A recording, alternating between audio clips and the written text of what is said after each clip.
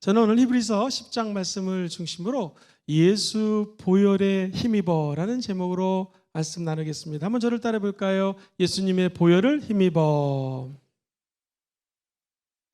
요즘 인터넷을 보면 신조어들이 많이 나오는데요. 그중에 아빠 찬스, 엄마 찬스 이런 얘기 들어보셨을 것입니다. 흔히들 아빠 찬스다, 엄마 찬스다 라는 말을 하는 것은요, 내 힘으로 할 수 없을 때 엄마나 아빠의 힘을 힘입어 어떤 일이 이루어지게 되면 우리는 엄마 찬스, 아빠 찬스라고 우리 젊은이들이 이야기를 많이 합니다.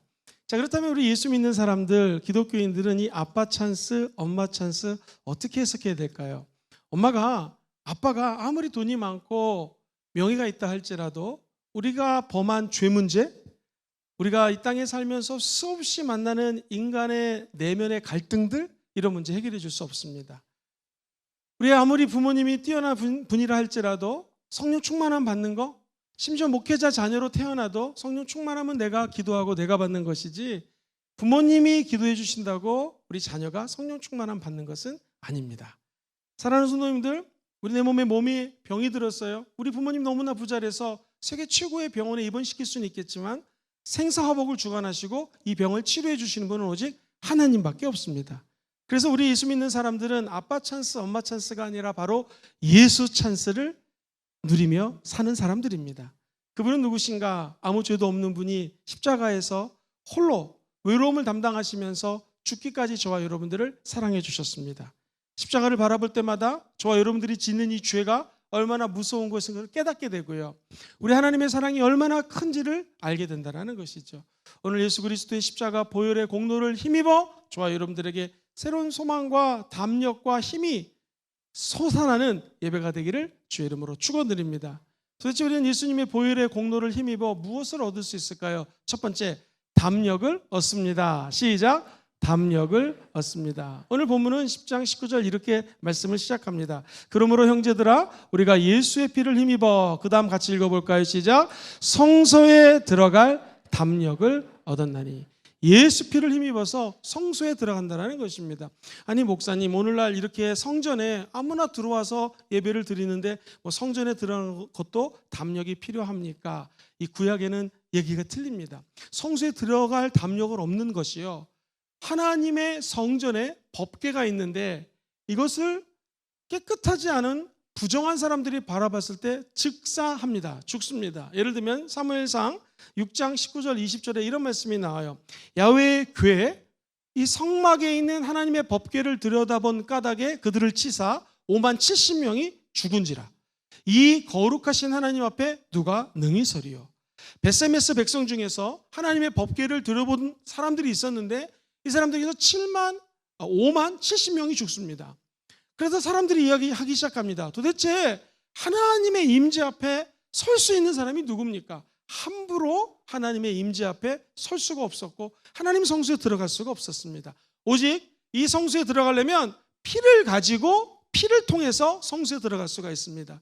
동물의 피를 째고 가르고 피를 뿌리고 난 다음에 죄 사함을 받습니다. 그 다음에 대제사장이 드디어 물두멍이라는 곳에 가서 손을 닦고 성소에 들어갑니다. 7개의 촛불이 있고요, 그 앞에 12개의 진설병이라고 하는 떡이 놓여져 있습니다. 감사를 상징하는 분향단 앞에서 그야말로 구약의 제사를 드립니다. 오늘날로 치면 예배를 드리는 거예요. 그리고 이 휘장이 얼마나 두꺼운지 쇠가죽과 각종 짐승들의 가죽으로 묶어놨기 때문에 약 12cm가 되는 두꺼운 휘장이 있습니다. 이것을 커튼이라고 영어는 쉽게 번역을 했어요. 이 커튼이 막혀있기 때문에 지금 말씀드렸던 법궤 앞으로 아무나 나갈 수가 없습니다. 대제사장조차 죄를 지으면 딸랑딸랑 방울을 달고 다니던 사람이 소리가 들리지 않으니까 뒤에서 잡아 끌어냅니다. 그러면 이 제사장은 죽은 것입니다. 그 다음 대제사장이 들어갑니다. 이렇게 어렵게 하나님께 제물을 드려야 하나님을 만날 수가 있습니다. 왜 그렇게 피의 제사를 드렸을까요? 레위기 17장 11절은 이야기합니다. 생명이 피에 있으므로 피가 죄를 속하느니라. 생명이 어디에 있어요? 피에 있어요. 피가 우리의 죄를 속해준다는 것입니다. 히브리서 9장 22절은 피로써 정결케 되나니, 피만 가지고 정결케 되나니 피 흘림이 없은즉 죄사함이 없다라는 것입니다. 거꾸로 얘기하면 예수 보혈만 의지하면 저와 여러분의 모든 죄가 용서함 받는다라는 것이에요. 우리 예수님이 친히 속죄물이 되어서 피를 흘려주셔서 저와 여러분들의 모든 죄를 짊어지시고 십자가에 죽으셨다라는 것입니다. 이 휘장이 예수님이 십자가에서 죽는 순간 갑자기 찢어집니다. 이 휘장이 무엇인가? 성경은 오늘 20절에 이렇게 말씀을 하세요. 천천히 읽어볼까요? 시작. 그 길은 새로운 살 길이요 휘장은 곧 그의 육체니라. 예수님의 육체가 휘장이에요. 그러니까 우리 주님이 내가 곧 길이요 진리요 생명이라고 말씀하셨어요. 나로 말미암지 않고는 아버지께로 갈 수 있는 사람이 없습니다. 예수님이 휘장을 찢기는 고통을 당하며 몸이 찢김으로 말미암아 새로운 살 길을 열어줬어요. 여러분이 살 길은 예수 십자가를 통하여 하나님께 나아가는 그 길이 유일한 길이라는 것입니다. 우리 예수님이 영생이라고 하는 생명의 길을 열어주셨어요. 그래서 우리 주님이 길이요 진리요 생명이라고 하는 것이죠. 진리 대신 예수님을 마음에 품고 오늘도 아빠 찬스, 엄마 찬스 사용하지 않더라도 예수 찬스만 사용하면 성소에 들어갈 수 있는 담력을 얻습니다. 그리고 우리 주님 대신 예수 그리스도와 함께 얼굴과 얼굴을 맞대고 이야기 나눌 수 있는 복이 바로 우리 예수 그리스도의 십자가를 통해서 주어진 은혜인 것이죠. 마태복음 27장 50절과 51절에는요 이 휘막에 대해서 휘장에 대해서 이렇게 말씀하셔요. 예수께서 다시 크게 소리 지르시고 영원히 떠나시니라. 이에 성소 휘장이 위로부터 아래까지 찢어져 둘이 되고 땅이 진동하며 바위가 터졌다. 이 휘장이 바로 예수 그리스도예요. 위로부터 아래까지 찢어진 것처럼 우리 주님은 채찍에 맞음으로 살점이 뜯겨져 나갑니다. 오늘 저와 여러분들이 성찬식으로 모였습니다. 우리 예수님의 떡을 먹는다라고 하는 것은 예수님이 저와 여러분들의 영원한 죄를 사해 주기 위해서 찢기신 예수의 몸을 먹는 것입니다. 찢기신 살을 먹는 것입니다. 찢기신 휘장의 그 감격을 먹는 것입니다. 이제 예수 피만 의지하면 저와 여러분이 누구나 다 하나님의 살아계신 성소로 들어가서 아빠에게 얘기하지 못할 것, 엄마에게 얘기하지 못할 것, 내가 알고 있는 세상 빽에게 얘기하지 못할 것을 하나님 아버지에게 말씀을 드릴 수가 있는 것이죠. 그 길은 우리를 위하여 휘장 가운데서 열어놓은 새로운 길, 살 길이라고 성경은 말씀하십니다. 오늘 새로운 길, 살 길, 휘장이 곧 그의 육체니 예수 피를 힘입어 주님을 만나는 감격이 있게 되기를 다시 한번 주의 이름으로 축원드립니다. 기도가 안 될 때 어떻게 하면 좋을까요? 기도가 안 될 때는요 예수의 보혈을 생각하시면서 기도하면 하나님과 갑자기 가까워질 수가 있습니다. 예수 피로 내 죄사함을 받았습니다. 예수의 피로 하나님을 만날 수 있는 담력을 얻었습니다. 한 번에 주께로 나갈 수 있는 길을 열어놓은 십자가 밑에 나와 무릎을 꿇으시고 저와 여러분이 갖고 있는 모든 어려움들을 주 앞에 토해내는 아름다운 하나님의 자녀들 되기를 주의 이름으로 축원드립니다. 기도할 때 응답받기 원하시면 아멘 해볼까요? 누구나 다 기도하면 응답받고 싶습니다. 그런데 기도의 어원은 두 가지 의미가 있습니다. 원래 기도라고 하는 단어에는요 첫 번째 여쭈어보다, 물어보다, 질문하다라는 뜻을 가지고 있어요. 기도는 하나님께 여쭤보는 것입니다. 질문하는 거예요. 두 번째 기도는 뭐냐면 무릎을 꿇는 것이 기도입니다. 하나님께 나와 기도한다는 것은 하나님 내가 일주일 동안 오늘 예배드리고 이러이러한 스케줄이 있습니다. 누구를 어떻게 만나야 됩니다. 어떻게 누구를 만날까요? 만나지 말아야 될 사람은 누구입니까? 이번 주에 있는 내가 해야 될 일들을 어떤 것이 우선순위입니까? 라고 물어보는 게 기도예요. 그리고 그 길을 따라가는 것이 그리스도인인 것입니다. 두 번째, 하나님 처음에 예수를 믿으면 뭐 주세요라고 기도를 하다가 이제 이 예수 그리스도의 십자가의 은혜가 얼마나 감격스러운 것인 깨닫고 기도하는 자들은 십자가 앞에 무릎을 꿇는 것이죠.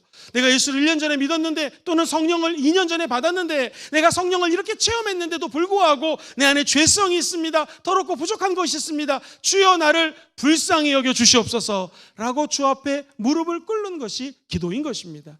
우리 순복음금종교회 성도님들은 기도 많이 하는 성도님들입니다. 더욱 주님 앞에 무릎을 꿇고 주의 음성을 듣고 주께 많이 여쭤보셔서 그 길대로 강하고 담대히 걸어가시게 되기를 주의 이름으로 축원드립니다.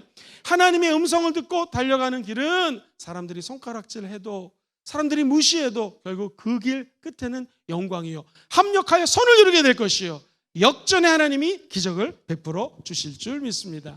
이처럼 성소에 들어갈 담력을 얻고 기도하는 자들에게는 반드시 그냥 제사장이 아닙니다. 큰 제사장이신 예수님이 도와주십니다. 오늘 보면 21절을 보면 우리 예수님을 큰 제사장이라고 말씀하십니다. 같이 한번 읽어볼까요? 시작. 또 하나님의 집 다스리는 큰 제사장이 계심에 오직 대제사장만이 하나님의 임재하는 처소로 들어갈 수 있었기 때문에 큰 제사장은 예수 그리스도시고 예수님이 바로 이 교회의 주인이시요 온 열방을 통치하시는 만왕의 왕이 저와 여러분이 믿고 있는 예수님인 거 기억하시기를 주의 이름으로 축원드립니다. 그리고 21절에 보면은 하나님의 집을 다스리는 큰 제사장이 이렇게 역사하신다고 다음 22절은 말씀하셔요. 같이 읽어봅니다. 시작. 우리가 마음의 뿌림을 받아 악한 양심으로부터 벗어나고 몸은 맑은 물로 씻음을 받았으니 곧 참마음과 온전한 믿음으로 하나님께 나아가자. 할렐루야. 우리 마음에 예수의 피로 핏부림을 받아서 악한 행실이 떠나가게 되었다는 것이고요, 참마음과 하나님을 사랑하는 온전한 믿음으로 이제 하나님께 나아갈 수 있는 길을 우리 큰 제사장이신 예수님이 열어주셨다는 것입니다. 저와 여러분들은 이 길을 따라가기만 하면 되는 것입니다. 예전에 한번 극기훈련을 하느라고 대학생들을 데리고 울릉도에 간 적이 있습니다. 그 당시 큰 성산봉에 올라갈 때 일부러 다른 사람들이 닦아놓은 길이 아니라 군대 갔다 온 복학생들이 이 칼하고요, 그 도끼 같은 거를 들고 무식하게 길을 만들면서 길을 올라갔던 기억이 있습니다. 어렵게 등산을 했어요. 처음에 길을 만드는 사람은 어렵지만 그 길을 만들었기 때문에 뒤에 따라가는 사람은 쉽게 올라갈 수가 있었던 것이죠. 마찬가지입니다. 오늘 하나님을 만나서 감격 속에 응답받을 수 있는 것은 먼저 십자가의 길을 걸어가신 예수님이 있기 때문에 우리는 그 길만 따라가면 영생을 얻게 되는 것이고요, 성령 충만 우리 힘으로 받을 수 없지만 우리 안에 계신 성령님이 역사하사 충만한 은혜도 받게 되는 것이고요, 한 걸음 더 나아가 몸이 아프신 분들마다 예수님이 내가 채찍에 맞음으로 너희를 낫게 하셨다는 약속의 말씀 붙들고 나아가면 병도 치료되는 기적이 임하게 될 줄 믿습니다. 출애굽기에 보면은요 25장 21절 이하 이런 말씀이 나와요. 속죄소를 궤 위에 얹고 거기서 내가 너와 만날 것이라는 거예요. 즉 성소에서 우리를 만나주시고 내가 이스라엘 자손을 위하여 너에게 명령할 모든 일을 너에게 성소에서 말씀하신다라는 거예요. 와, 그렇다면 이곳이 예수님이 임재해 계시는 성전입니다. 성소입니다. 여기서 주님이 저와 여러분들을 만나주시는 거고 앞으로 여러분이 해야 될 모든 일을 말씀해 주시는 거예요. 누구에게? 기도하는 사람에게, 주님께 여쭤보고 주 앞에 무릎 꿇을 수 있는 겸손한 사람에게는 하나님이 음성을 들려주신다는 것입니다. 사랑하는 성도님들, 제사장은 하나님의 음성을 듣고 백성들에게 알려주는 것이요, 하나님의 뜻이 무엇인지를 가르쳐주는 분이 제사장입니다. 어떤 사람이 중풍에 걸렸는데 죽을 수밖에 없습니다. 친구를 잘 뒀어요. 친구가 이런 천에다가 환자를 눕히고 내 모퉁이에 끈을 달아가지고 성전의 천장을 뚫고 친구를 내립니다. 너무 사람이 많아서 예수님 만날 수가 없으니 주님 좀 만나주세요. 그때 우리 주님이 뭐라고 그랬을까요? 너 치료됐다 그렇게 얘기하지 않습니다. 작은 자여 내 죄사함을 받았느니라. 오늘 여러분 가운데 치유되기 원하시는 분들은 아멘 해볼까요? 먼저 해야 될 것은 주 앞에 나와 엎드려서 죄사함 받는 것입니다. 주님은 우리의 죄를 사하시고 난 다음에 우리의 병도 치료하시고 복도 허락하여 주시는 것이죠. 이 죄 문제를 사하여 주시고 해결해 주신 분이 예수 그리스도라는 것이요, 예수의 보혈을 힘입어 나가는 자들은 아빠 찬스, 엄마 찬스 사용하지 않더라도 우리는 예수 찬스로 말미암아 성소에 들어갈 담력을 얻습니다. 그리고 우리가 목적한 모든 내용들을 받아 누릴 수 있는 아빠 찬스, 하나님 아버지를 부를 수 있는 자녀로 복을 받는 것이죠. 여러분, 혈류병을 앓은 여인이 12년 동안 고생했습니다. 의사도 치료할 수 없습니다. 돈을 다 써봤지만 어떤 누구도 이 병을 고칠 수가 없었습니다. 어느 날 우리 예수님이 우리 마을에 온다라는 이 이야기를 여인이 들었습니다. 믿음은 들음에서 나고 들음은 하나님의 말씀으로 남습니다. 저와 여러분들이 오늘 말씀을 들을 때 믿음이 자라날지어다. 그리고 여인은 결단했습니다. 당시 혈류병은 전염병이었기 때문에 함부로 누구를 만지면 안 됩니다. 사람들 많을 때 나타날 수가 없습니다. 근데 이 여인은 결단을 하고 사람들 보지 않습니다. 사람 의식하지 않습니다. 주께 무릎 꿇는 마음으로 주여 제가 드릴 말씀이 있습니다, 주여 하는 마음으로 예수의 옷자락만 만져도 나을 것이라는 믿음이 있었습니다. 그리고 사람을 뚫고 우리 예수님의 옷자락을 만졌죠. 그때 우리 주님이 하신 말 기억하십니까? 너의 믿음이 너를 구원하였느니라. 이 여인은 병 치료되기 위해서 예수님의 옷자락을 만졌는데 주님이 느끼신 것은, 주님이 깨달은 것은 무엇이냐면 너 믿음이 너를 구원했다는 거예요. 그러므로 저와 여러분들이 병 고침 받는 것보다 먼저 구원받는 것이 급선무라는 것입니다. 예수 믿고 구원받아 다 천국 백성 되시기를 주의 이름으로 축원드립니다. 큰 제사장은 우리 예수님이시고, 예수님은 저와 여러분들에게 오늘 이렇게 말씀하시는 거예요. 네 믿음이 너를 구원했느니라.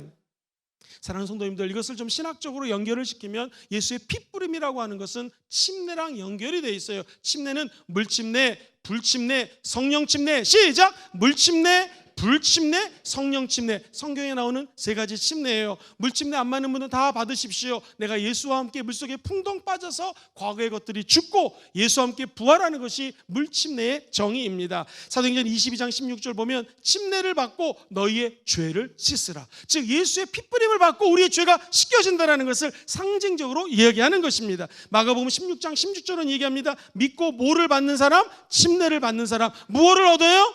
구원을 얻는다라는 것입니다. 예수 핏부림을 받는 자들은 구원을 받는 것이요. 그리고 로마서 6장 4절에 보면 우리가 그의 죽으심과 합하여 연합을 해서 침례를 받음으로 새 생명 가운데 행하게 하려 함이라. 오늘 저와 여러분들이 성령의 침례를 받으시고 새 생명을 얻게 되기를 주의 이름으로 축원드립니다.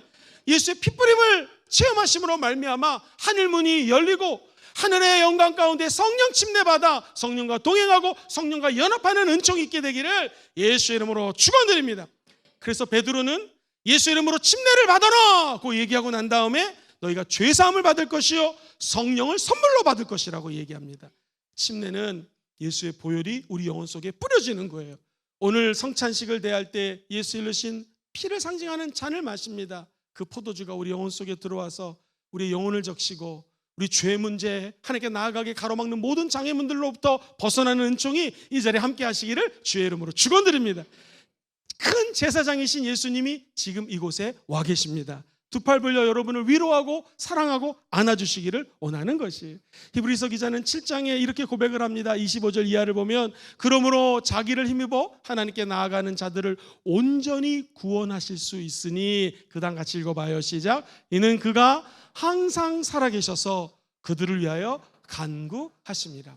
하나님께 나아가는 자들을 구원하시는 분이 하나님이시고요, 저와 여러분을 끝까지 간구해 주시는 분이 하나님이시라는 거예요.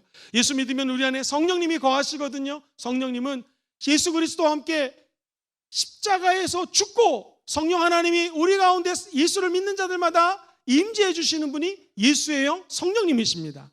지금 예수님은 십자가에서 죽고 하나님 보좌 우편에 앉아 계시지만 성령님은 저와 여러분 안에서 우리의 연약함을 도와주시고 말할 수 없는 탄식으로 우리를 위해서 기도해 주시는 분이 우리 안에 계시는 성령님이십니다. 그 성령님은 끝까지 하나님의 은혜를 받기 위하여 하나님 뜻대로 살라고 우리를 위해서 기도해 주시는 분이에요. 자, 하나님이 기도해 주셔요. 성령 하나님이 우리 안에 들어와서 기도해 주세요. 예수님은 로마서 8장 32절 이하의 말씀에 의하면 그는 십자가에 못 박혀 죽으실 뿐만 아니라 다시 살아나셨습니다. 믿으시면 아멘 해볼까요? 하나님 보좌 편에 앉아 계십니다. 그리고 여러분을 위해서 지금 기도해 주고 계세요. 그분이 우리 예수님이라는 것이죠. 성부, 성자, 성령의 중보 기도를 받는 저와 여러분들은 이제 하늘 문이 열리고 앞길에 시온의 대로가 열리게 될 줄 믿습니다. 은혜의 길이 열린다는 거예요. 이 담대함을 가지고 나가게 되기를 주의 이름으로 축원드립니다. 목사님, 저는 아빠 찬스, 엄마 찬스 사용할 수 없습니다. 괜찮습니다. 하나님의 영이 임하면 성령 찬스가 생기는 것입니다. 성령님은 너희들은 의인은 믿음으로 말미암아 산다고 말씀하시고, 오늘 말씀 그대로 로마서 10장 39절에 말씀하십니다. 우리가 뒤로 물러가서 멸망할 자가 아닙니다. 저와 여러분들은 한번 따라해 볼까요? 오직 영혼을 구원함에게 이르는 믿음을 가진 자니라. 시작. 오직 영혼을 구원함에 이르는 믿음을 가진 자.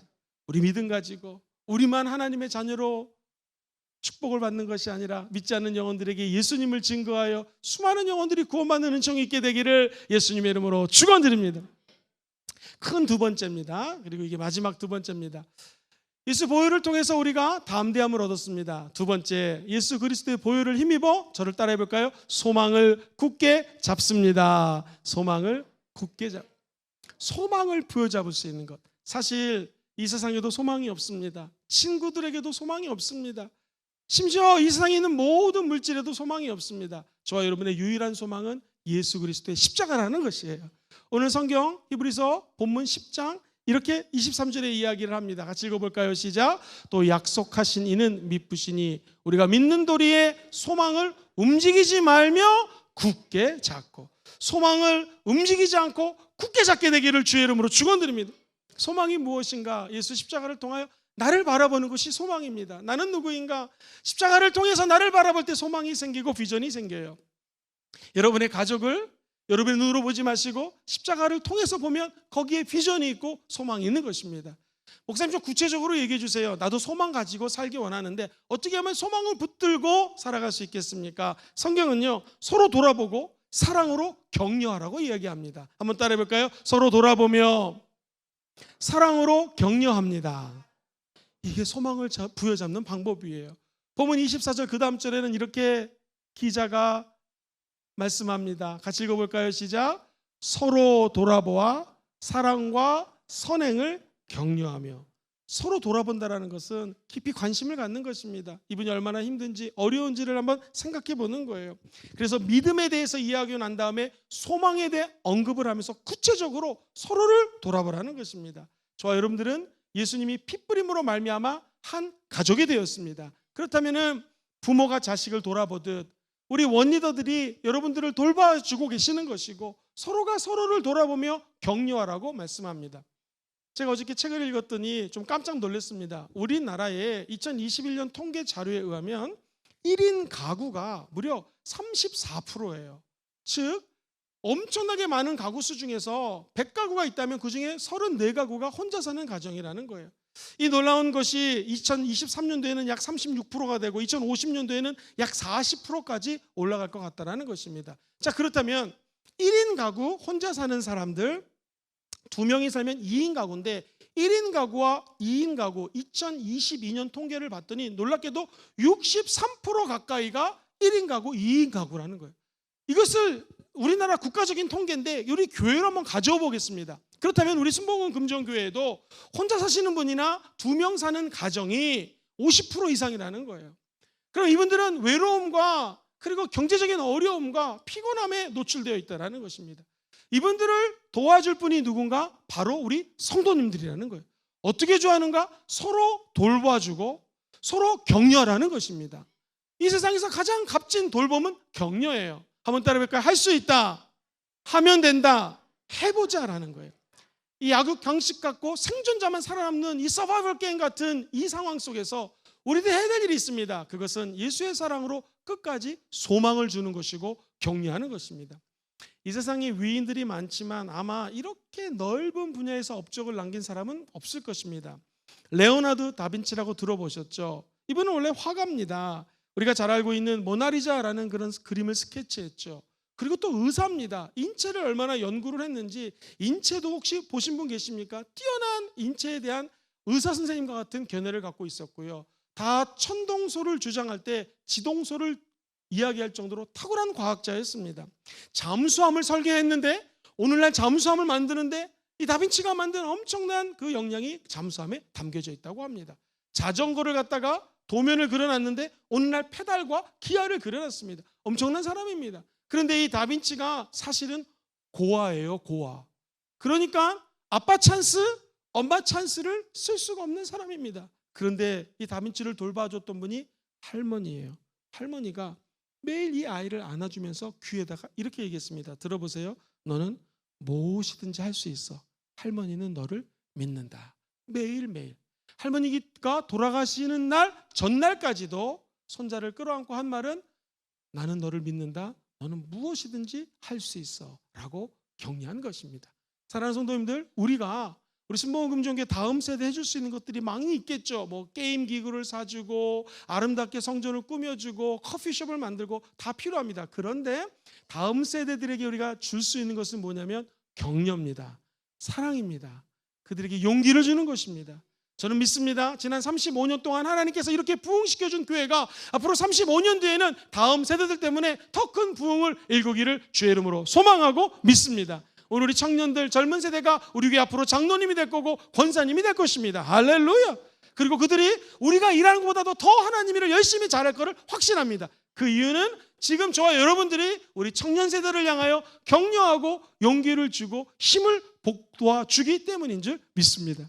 그렇습니다. 천국 갈 때까지 지혜로운 사람은 자기가 남아있는 시간을 계수한다고 얘기를 합니다. 만약 내가 100살을 살 거면 자기 나이를 빼면 됩니다. 앞으로 50년을 더 산다면 50년 동안에 비판하고 불평하고 여러 가지 안 좋은 이야기를 할 수 있겠죠. 그런데 우리 예수 믿는 사람들은 십자가를 힘입어 다짐하셔야 됩니다. 주님이 저와 여러분들에게 소망을 주셨습니다. 그렇다면 우리도 천국 가는 날까지 우리 주변 사람들에게 소망과 격려와 용기와 사랑과 힘을 전달하는 성도들 되시기를 주의 이름으로 축원드립니다. 이 능력이 먼저 가정에서부터 개발이 돼야 됩니다. 그래서 여러분들이 자녀를 볼 때 너는 왜 이 모양 이 꼴이냐? 이게 아빠 닮아가지고 네 엄마 닮아가지고 이러시면 안 되고요. 끝까지 아이들에게 소망을 주는 말을 하시기를 주의 이름으로 축원드립니다. 여러분, 저는 성격이 태어날 때부터 긍정적인 사람이에요. 그래가지고요 굉장히 적극적이고 긍정적입니다. 여러분이 저를 욕해도 저는 끝까지 제 사역을 합니다. 할렐루야.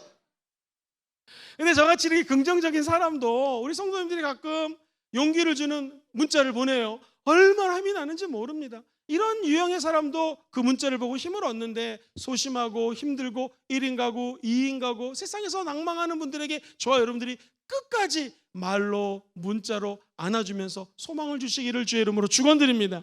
윗사람이 밑에 사람에게 소망을 줘야겠죠. 그러나 밑에 있는 사람도 얼마든지 윗사람들에게 소망을 줄 수 있습니다. 오늘 우리 모든 성도님들은 원리더들에게 한번 문자 한번 보내보세요. 원리더님, 내가 만난 원리더님 중에서 제일 멋있는 분이십니다. 할렐루야. 큰 도움이 됩니다. 여러분 교구장님에게, 여러분 또 장로님들에게, 권사님들에게, 안수집사님들에게 위에서 밑에서 위에서 주는 힘도 있지만 밑에서 주는 힘도 크다라는 것이죠. 그렇다면 우리 자녀들이요, 부모님에게 감사 문자 한번 보내보십시오. 그리고 부모님을 격려해 보십시오. IMF보다도 어렵다라고 하는 코로나 이 기간을 돌파한 우리 부모님들을 위해서 문자 보내시고 전화하시고 격려해 주시기를 주의 이름으로 부탁드립니다. 우리가 예수의 이름으로 소망을 붙든다는 것은 서로 격려하고 사랑을 나누는 것이라고 얘기했습니다. 두 번째, 모여서 비전을 나누는 것입니다. 시작. 모여서 비전을 나누는 것이에요. 마지막 때는 모이지 말라고 얘기를 합니다. 오늘 본문도 유명한 말이 나오죠. 25절에 모이기를 패하는 어떤 사람들의 습관과 같이 하지 말고 오직 권하여, 다 같이 한번 제 밑에 줄 시작. 그날이 가까움을 볼수록 더욱 그리하자. 모이기를 패하는 사람들, 교회가 모이는 것을 방해하는 사람들이 있다는 거예요. 이런 경우가 있죠. 너 교회 가는데 오늘은 좀 아프잖아. 하루 쉬어. 매주 갈 필요 없어. 어쩌다 가도 돼. 내가 아는 사람은 그래도 잘 먹고 잘 살더라. 이런 말을 들을 때 흔들립니다. 여러분 속아 넘어가지 마십시오. 모이기를 패하는 어떤 사람들의 습관처럼 하시면 안 됩니다. 왜냐하면 몸이 아프고 힘들고 교회 가기 어려울 때 오면 그날 꼭 은혜를 받습니다. 그리고 막혔던 길이 뚫리는 경험 체험해 보셨을 것입니다. 이 목회자들, 저같이 목사님들도 인간이다 보니까 아플까요? 안 아플까요? 답을 다 얘기를 했습니다. 인간이니까 저도 아프죠. 그런데 신기한 것은요, 아픈 날 감기 들었을 때 설교하면 더 큰 하나님의 은혜가 임하는 거예요. 그래서 깨닫는 거죠. 아, 이 설교도 내가 하는 게 아니구나. 성령님이 도와주시는 거죠. 여러분 아프고 힘들 때일수록 더 주님을 찾고 주님께 매달리게 되기를 주의 이름으로 축원드립니다. 사랑하는 성도님들, 사람은 홀로 사는 존재가 아닙니다. 그래서 사람 인자를 이렇게 쓰지 않습니까? 내용인즉 한 사람과 한 사람이 만나서 사람이 된다는 거예요. 홀로 신앙생활할 수가 없습니다. 우리 예수님이 말씀하시기를 우리 하나님은 두세 사람이 모인 곳에 함께 한다고 약속하셨어요. 오늘 이 자리에 예수 이름으로 모였기 때문에 우리 예수님이 함께 하십니다. 사랑하는 우리 성도님들, 제가 하나의 그림을 보여드릴 텐데요. 제가 부산 오니까 좋은 게 너무나 많은 게요. 예를 들면 서울에서 살 때는요, 갈치를 10,000원어치 사면 요만한 거 줬거든요. 부산은 10,000원에 이만큼 줍니다. 또 하나, 바다가 가까워요. 우리 교회에서 기장이요 30분밖에 안 걸립니다. 그리고 그 유명한 거제도가 1시간 좀만 넘게 가면 거제도에 갈 수 있습니다. 거제에 갔더니 이 해수욕장이 있는데 보통 모래가 깔려 있지 않습니까? 근데 이 거제도에 있는 흑진주 몽돌 해수욕장은 사진에 보시면은요, 가보셨습니까?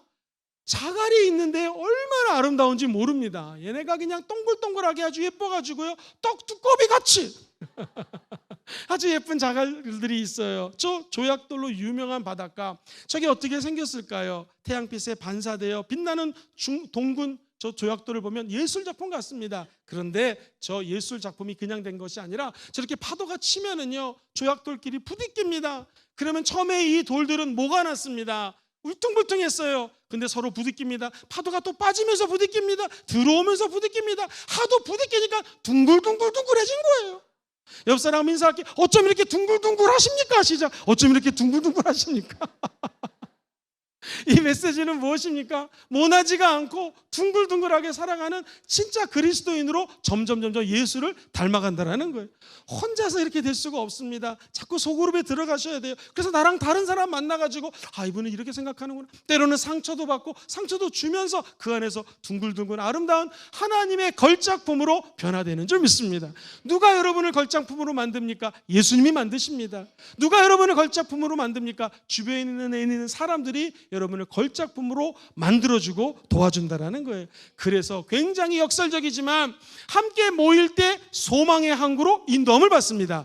또한 함께 모여서 상처받는 것 같지만 저와 여러분들은 서로를 돌보며 그리스도를 닮아가는 하나님의 걸작품으로 성장하게 될 줄 믿습니다. 이 몽돌 해수욕장에는 조그만 조약돌을 기억하시면서 내가 모난 부분이 있다면 옆에 사람과 부딪히면서 점점 예수를 닮아가는 것이지요.